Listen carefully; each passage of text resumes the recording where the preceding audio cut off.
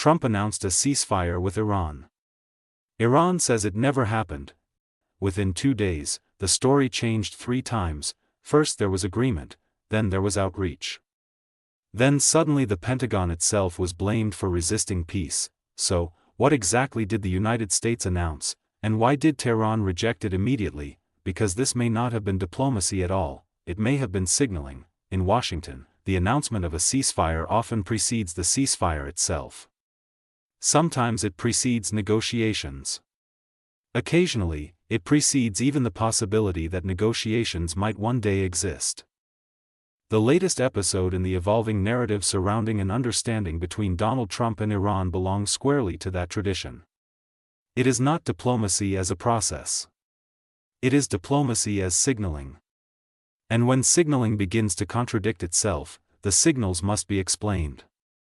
Thus, in the span of 48 hours, a prospective peace agreement migrated from major points of agreement to internal resistance at the Pentagon, with Pete Hegseth cast unexpectedly as the reluctant guardian of war. That is not how ceasefires usually collapse. It is, however, precisely how narratives do. The ceasefire that appeared before it existed. In conventional statecraft, ceasefires are not declared into being. They emerge from bargaining structures, intermediaries, reciprocal concessions, and verification. Even the most fragile understandings between adversaries acquire some institutional scaffolding before they are announced. None of that appears to have happened here. Instead, the White House described major points of agreement with Tehran, followed by a temporary pause in strikes on Iranian energy infrastructure. Tehran denied negotiations outright. American officials later spoke of limited outreach. The president then suggested resistance inside his own administration to ending the war. Within 2 days, what had been presented as an emerging diplomatic framework looked less like negotiation than a sequence of increasingly improvised explanations for why negotiations had not materialized. This is not a diplomatic breakdown.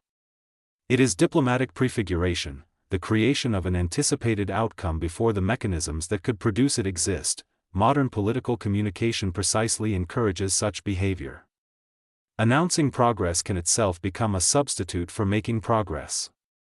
If markets respond, allies hesitate, adversaries recalibrate or voters relax, the announcement has already performed its function. In this sense, the ceasefire was real, not as policy, but as an instrument. Markets are sometimes the intended audience. Tehran's response was unusually blunt. Iranian officials did not merely deny talks. They accused Washington of manipulating global markets through ceasefire messaging while maintaining unchanged strategic posture, including control over the Strait of Hormuz. That accusation deserves attention not because it is necessarily correct, but because it is plausible. Energy corridors shape macroeconomics. A credible signal that escalation might pause, even temporarily, can affect oil prices, shipping insurance premiums, tanker routing decisions, inflation expectations, and central bank forecasts. Diplomatic signaling aimed at markets is not unprecedented. During earlier Gulf crises, statements about de-escalation frequently stabilized commodity expectations before they stabilized military behavior. If a ceasefire narrative lowers volatility without constraining operational freedom, it offers a rare political bargain, reassurance without commitment. From Tehran's perspective, refusing to participate in such signaling prevents Washington from capturing that benefit unilaterally. Denial becomes a counter-signal. The curious utility of internal dissent. The most striking feature of the episode is not the Iranian denial. It is the presidential suggestion that America's own defense leadership opposed peace. When Mr. Trump remarked that Mr. Hegseth didn't want it to be settled, he performed a familiar maneuver in American executive politics, redistributing strategic responsibility downward before the strategic outcome itself has been determined. Historically, presidents assign blame after failure. Assigning it before resolution indicates something else entirely. It suggests either uncertainty about the intended trajectory of policy, or uncertainty about whether policy exists at all. Neither possibility is reassuring. Civil-military tensions are not new in American history. Presidents from Harry S. Truman to Barack Obama have disagreed with commanders over war termination. Yet such disagreements are normally contained within bureaucratic channels. Publicizing them mid-crisis converts them into narrative tools. In this case the implication was subtle but unmistakable: if peace fails, responsibility lies elsewhere. That is not a strategy.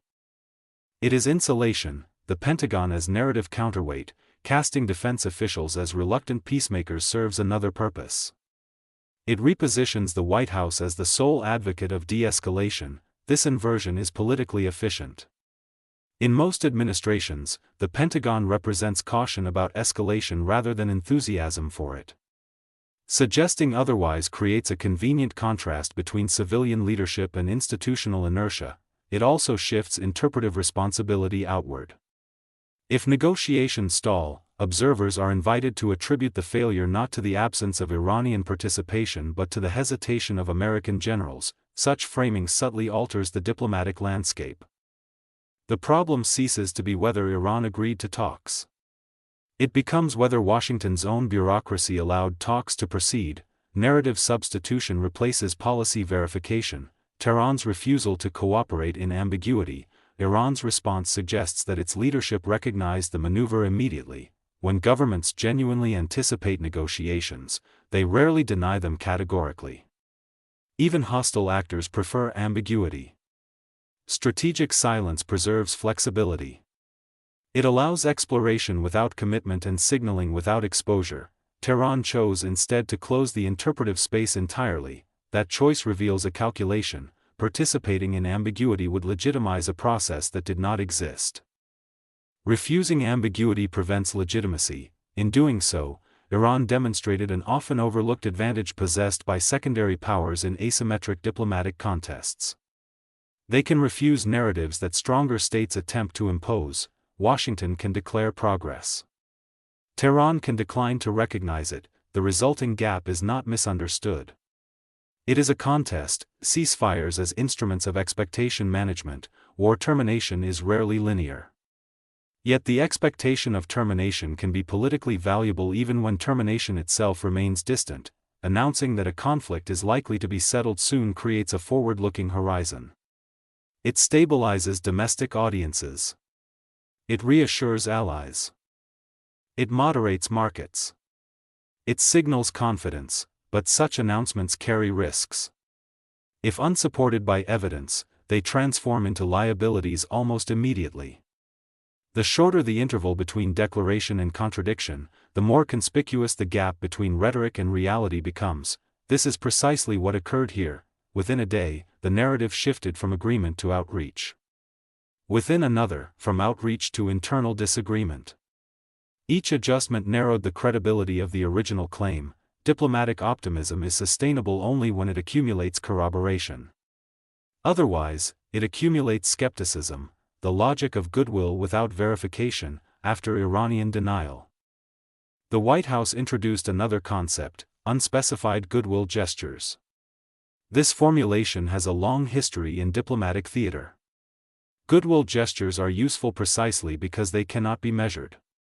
They create the impression of movement without requiring movement itself. In serious negotiations, goodwill gestures typically appear like prisoner exchanges, humanitarian corridors, or inspection arrangements. Here they appeared as rhetorical placeholders. The distinction matters. When gestures exist but remain undisclosed, observers cannot determine whether they are strategic concessions or narrative inventions. Ambiguity becomes indistinguishable from absence. That ambiguity may be intentional. The choreography of expectation in Trump-era diplomacy. This episode fits a broader pattern visible across multiple negotiations conducted during Mr. Trump's political career. The pattern is recognizable. 1. Announce imminent breakthrough. 2. Encounter external denial. 3. Redefine the scope of the breakthrough. 4. Identify internal obstacles. 5. Preserve the appearance of progress. It appeared during talks with North Korea. It appeared during trade negotiations with China. It appeared in disputes with NATO allies. In each instance, messaging preceded substance. Such sequencing is not accidental. It reflects an assumption that diplomacy operates partly as perception management. If expectations can be shaped early, outcomes may eventually conform to them. Sometimes they do, often, they do not. Strategic signaling versus strategic planning. there is a deeper issue beneath the ceasefire narrative: the distinction between signaling and planning. Signaling communicates intention. Planning structures action. Effective diplomacy requires both.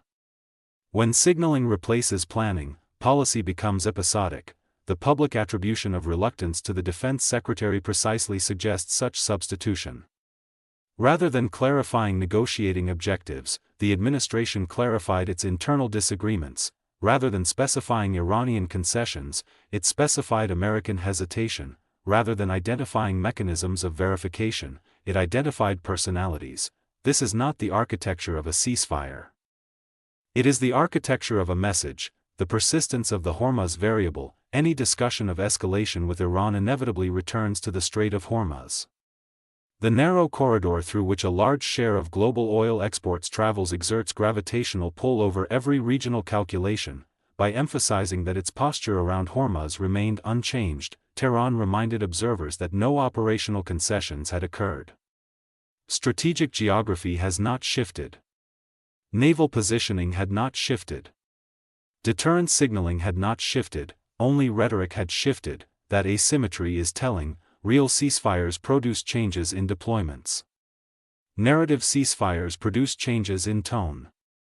The difference is visible from space. The domestic dimension of external diplomacy, foreign policy messaging rarely addresses only foreign audiences.